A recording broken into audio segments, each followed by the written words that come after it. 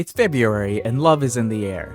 This month we're gonna explore romance in whatever forms we find. Maybe we'll see some monsters, maybe we'll get weird with it, I don't know. Guess we'll see. For now, let's kick things off with the main attraction for today. We're gonna watch twin tales separated by time that ride the same wavelength. Maybe we'll outline some changes that could have been made, and definitely we'll determine which of these two stories is superior. Quick note, I haven't seen either of these movies and only vaguely know the premise of either, so I'm going in as unbiased as possible. That said, enough with the intro. It's time for the intro. What do you want? It's not that simple. What do you want? Oh!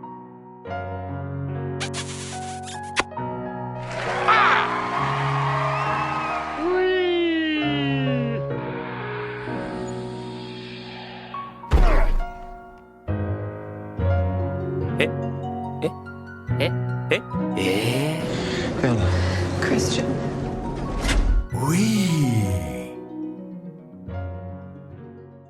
We open with a crime scene.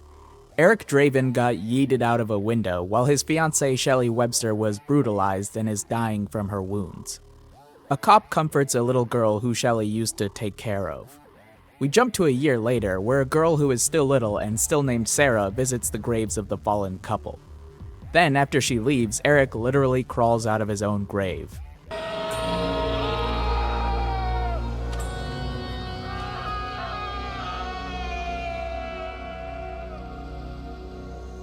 That is the most metal thing I ever heard in my whole life. High five.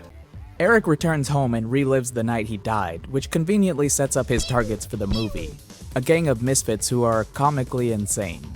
He also gets a sick new pet crow and regeneration powers. Neat. Anyway, after suiting up, Eric uses his crow to track down his first target, a black guy. That's gotta be racist. There's no way.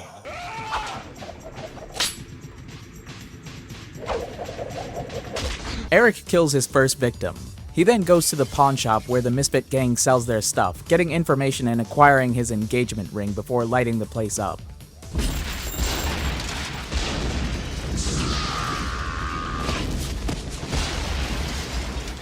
In the aftermath, he has a brief discussion with the cop from earlier named Albright. Then he vanishes, Batman style. Meanwhile, the villain of the movie, Top Dollar, is doing a lot of stuff that I cannot show. Just know that he's a bad boy with incredibly luscious hair. Eric executes his second victim via lethal injection, then visits Albright to learn more about his wife's death.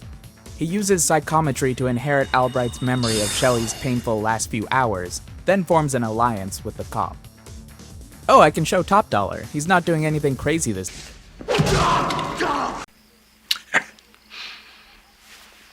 You got me.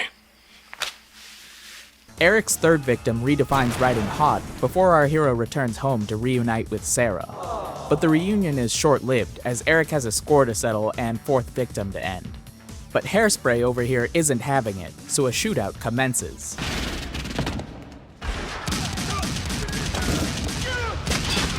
Eric gets his fourth kill anyway, then escapes with the help of Albright.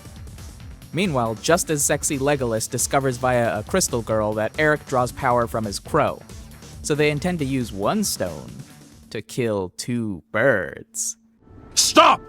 You violated the law! Eric returns to his grave, his mission complete. But uh-oh, Sarah's in trouble. And uh-oh, they got the crow, so Eric's vulnerable. Oh yay, Albright is here.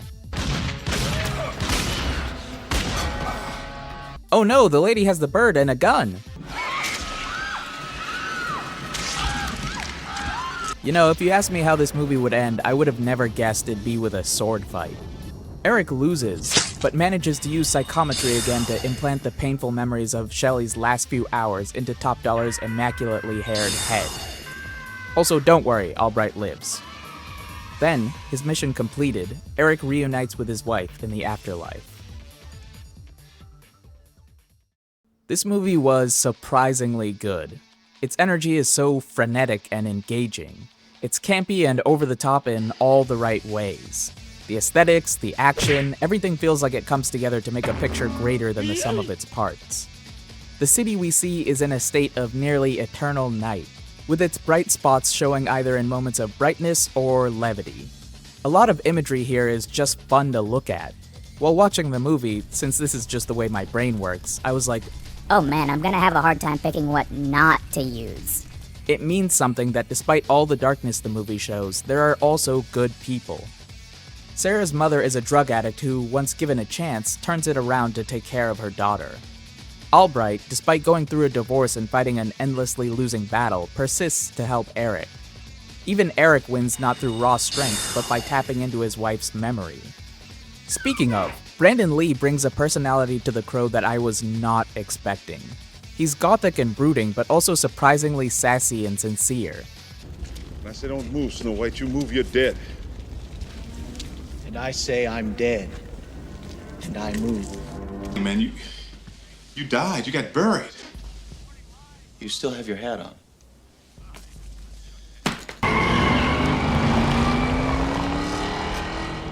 Are you some kind of ghost? Boo. Ironically enough, there's a life to this character that is, at least in part, amplified by Lee's performance. R.I.P. man. His on-set death was a tragedy that should never have happened. Honestly, I don't have any noteworthy criticisms of this movie. I've got minor nitpicks like the repeated use of still frames as transitions, but otherwise, I'm Gucci. There's a reason this film's a cult classic, and now I know. I owe you an apology, The Crow. I wasn't familiar with your game. Success! Black guy dying first, though?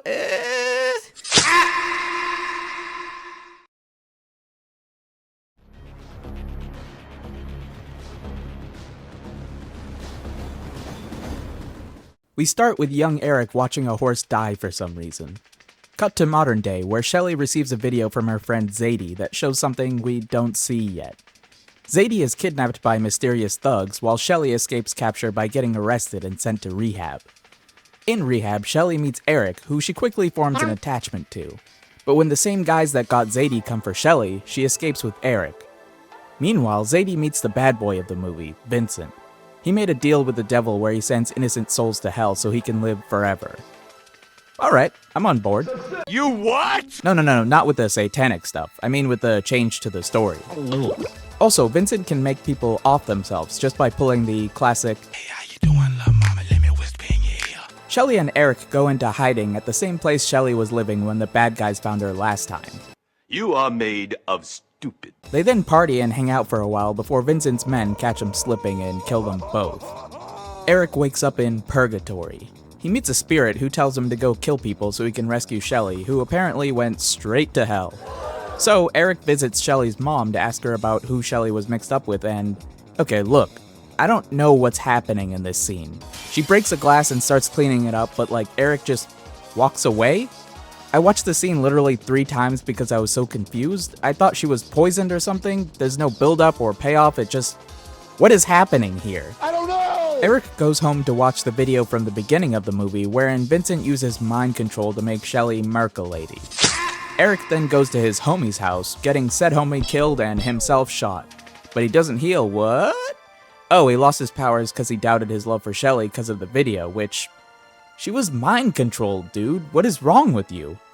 Eric makes a deal with the spirit. He returns to the real world to get his vengeance, and in exchange he'll take Shelly's place in hell once he's done.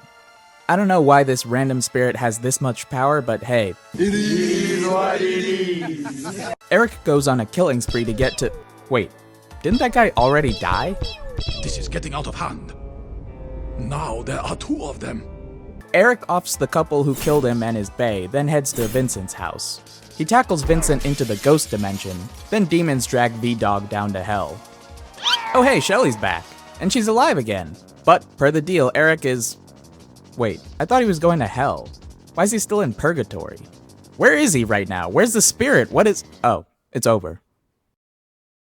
So that just happened. Look, I'm not of the opinion that remakes/reboots should reiterate what's been done. So let me give this movie its flowers at the jump before you and me jump it. I like that this iteration devoted time to developing Shelly and her romance with Eric.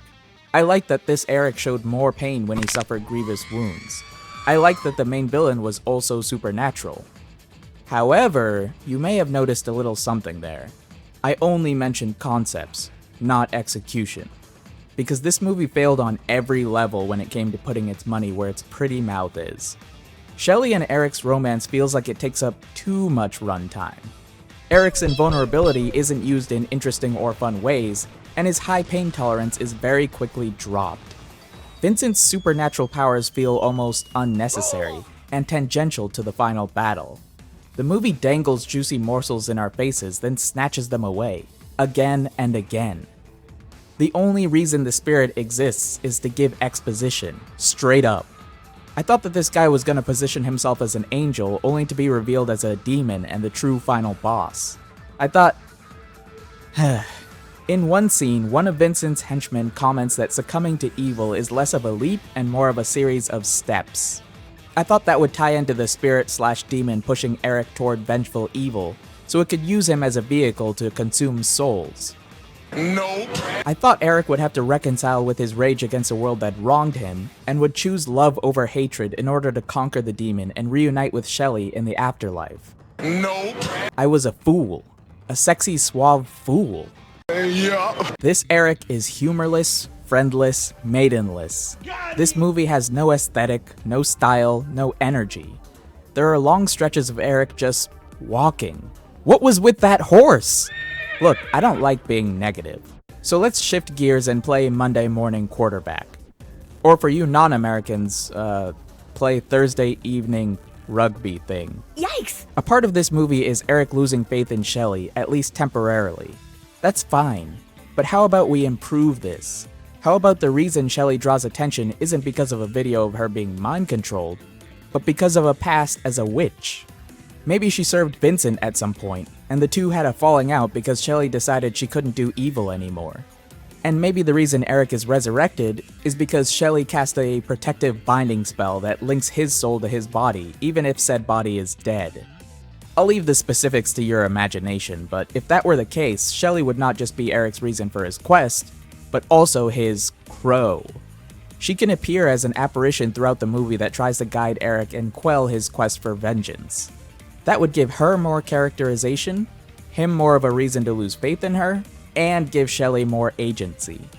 Because I will say that both incarnations do cater to the women in refrigerators trope, which basically has a woman suffer violence or death to further a man's story.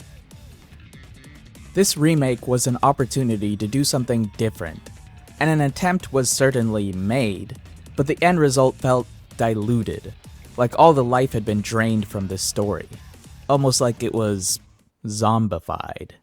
Look, it's obvious that the OG is superior, but I want to close this out not by ragging on the remake, but by appreciating both attempts, despite their vastly different outcomes. Honestly, this exercise has made me contemplate how many puzzle pieces are needed to create a great picture. The blood, sweat, and tears required to labor in the name of love is, quite frankly, staggering. So, despite the remake's blunders, and in praise of the original's triumphs, I tip my hat, and appreciate the effort, luck, and determination it takes to make something beautiful. That's all for this one. Like and subscribe, because I've got more rewrites, fixes, and essays in the works. And until the next one, cheers.